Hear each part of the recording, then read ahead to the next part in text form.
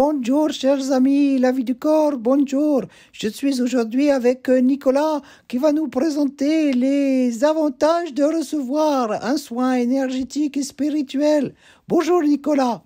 Bonjour chers amis de la vie du corps. Alors effectivement, les avantages de recevoir un soin énergétique et spirituel peuvent varier d'une personne à l'autre, mais je vais vous donner quand même quelques-uns de ces avantages. Il y a bien sûr la réduction du stress et de l'anxiété. Les soins énergétiques et spirituels peuvent aider à calmer l'esprit et à réduire le niveau de stress et d'anxiété. Il y a l'amélioration du sommeil. Les soins énergétiques et spirituels peuvent aider à améliorer la qualité du sommeil en favorisant la relaxation et la tranquillité d'esprit. Il y a le soulagement de la douleur. Certains types de soins énergétiques et spirituels peuvent aider à soulager la douleur, notamment les douleurs musculaires et articulaires. L'acceptation en fait partie.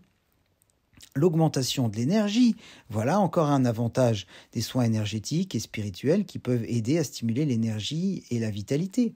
Le rééquilibrage émotionnel, les soins énergétiques peuvent aider bien sûr au rééquilibrage émotionnel et à favoriser un état d'esprit plus positif.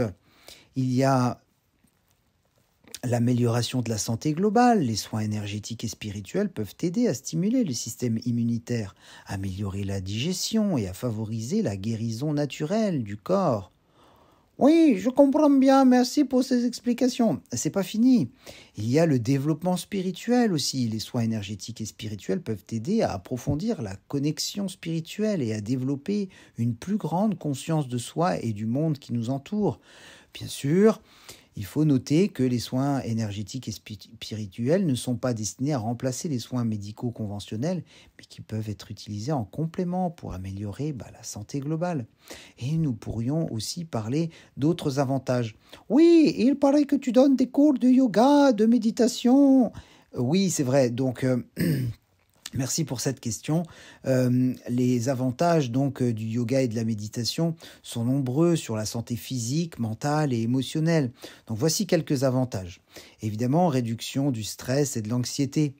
Comme pour les soins énergétiques, le yoga et la méditation peuvent aider à réduire les niveaux de cortisol, une hormone du stress dans le corps, et ce qui peut réduire les symptômes de stress et d'anxiété par la pratique de certaines postures. Tu peux nous en dire un peu plus ? Oui, bien sûr. Il y a beaucoup de postures de flexion et d'extension qui agissent sur les reins et les glandes surrénales. Ah oui, très bon exemple, d'accord. Et ensuite, les autres avantages, il y a l'amélioration de la flexibilité et de la force. Le yoga implique des poses qui peuvent aider à étirer et à renforcer les muscles des articulations et ce qui permet d'améliorer la flexibilité et la force. Mais il y a aussi le soulagement de la douleur. Comme dans les soins énergétiques, le yoga peut aider à soulager, à réduire même les douleurs chroniques, en particulier dans le bas du dos. C'est les glandes surrénales et les reins, c'est vraiment dans cette partie des lombes. Mais aussi le cou et les épaules. Souvent, on réfléchit beaucoup et il y a beaucoup de tension dans le cou. D'accord. Est-ce qu'il y a d'autres avantages pour le yoga, à la pratique du yoga et de la méditation ? Évidemment. Il y a aussi l'amélioration de la qualité du sommeil. Comme pour les soins énergétiques, le yoga et la méditation peuvent aider à améliorer la qualité du sommeil en favorisant la relaxation et la réduction de l'anxiété. En fait, ça tourne autour de la même chose, mais on joue sur le nerf vague, sur le système sympathique et parasympathique. En fait, on croit que tout est très compliqué, mais c'est tellement simple quand on met en pratique les choses. C'est d'ailleurs une grande sagesse de mettre en pratique ce qu'on connaît. Il y a dans les avantages aussi l'augmentation de l'énergie. Le yoga et la méditation peuvent aider à augmenter le niveau de l'énergie vitale en stimulant cette circulation sanguine et en favorisant une respiration plus profonde. Donc on arrive aux deux derniers points qui sont importants à mes yeux.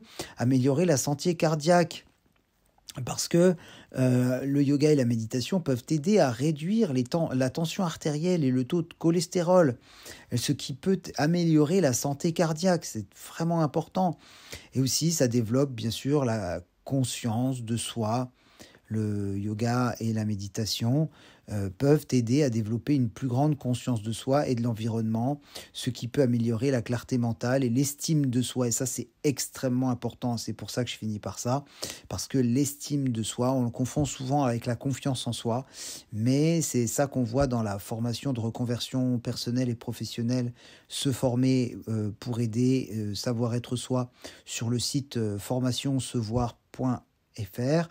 Eh bien, c'est qu'on voit précisément que l'estime de soi est très importante et que si l'estime de soi est trop basse, eh bien, on ne pourra pas améliorer nos compétences et donc la confiance en soi ne pourra pas grandir. Donc la base, c'est vraiment l'estime de soi. En résumé, la pratique régulière du yoga et de la méditation peut aider à améliorer la santé et le bien-être physique, mental et émotionnel. Et donc, le résumé pour cette interview, eh bien, c'est que vraiment, si vous avez besoin de pratiquer yoga, il y a le YouTube, La Vie du Corps, sur lesquels les séances sont offertes. Il y a plus de 130 séances de 5 minutes à 1h40. Et puis, si vous avez besoin, parce que vous n'arrivez pas à vous en sortir en ce moment, d'un soin énergétique et spirituel, si vous avez besoin de dénouer des nœuds, des tensions, des douleurs, des blocages émotionnels ou psychologiques qui ont du mal à partir par eux-mêmes, eh bien, vous serez accueillis, je vous garantis, en toute confidentialité et sans jugement, en grande considération. Alors pourquoi tu dis confidentialité et sans jugement, Nicolas? Eh bien, en fait, c'est parce que ce qui se passe dans les séances reste dans les séances. La confidentialité, c'est important. Moi, ça fait 20 ans que je fais ce métier-là, donc ça ne fuite jamais, évidemment. C'est ce qui fait aussi que la confiance grandit entre la personne qui est aidée momentanément et la personne qui aide momentanément. D'accord, merci beaucoup. Et eh bien, nous te remercions, Nicolas, pour toutes ces explications. Et n'oubliez pas de contacter Nicolas sur le site laviducorps.fr. Très bonne journée à tous et à toutes et à très bientôt.